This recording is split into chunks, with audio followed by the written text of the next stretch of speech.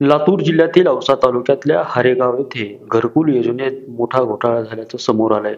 तसेच खोटे ऑडिट देखील करण्यात आल्याने भ्रष्ट अधिकाऱ्यांवर कारवाईची मागणी करण्यासाठी छावा संघटनेचे मनोज लंगर यांनी पंचायत समितीसमोर आमरण उपोषण सुरू केलंय.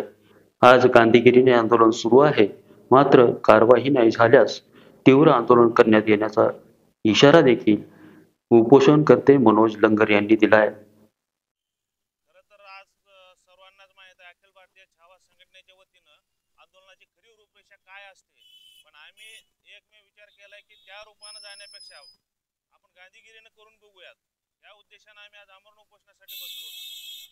आज प्रत्येक कर्मचाऱ्याची कसलीही काही असेल तर चूक झाकून घेण्यासाठी हे प्रशासन असं निगरगट बसलेलं आहे. तुम्ही काहीही करा, आम्ही तुम्हाला काही होऊ देणार नाही, करणार तर नाहीच नाही, या भूमिकेत ठाम आहेत.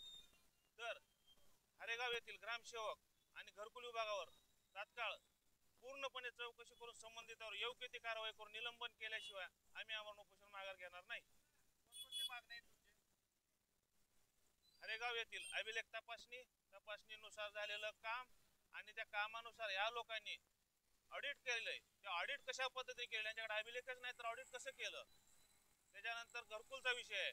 घरकुल मध्ये संचिका डॉक्युमेंटच नाहीत, कुठलेच कागदपत्र अवेलेबल नाहीत. पैसे द्या आणि पैसे घेऊन जावा, घर बांधा नाही तर न बांधा, या भूमिकेतला घरकुलचा विभाग आहे. काय मागणी आहे sir?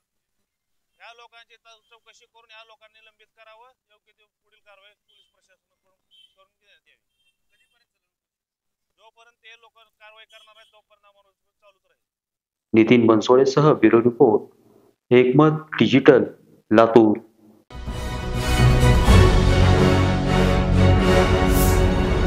Thanks for watching Ekmat Digital.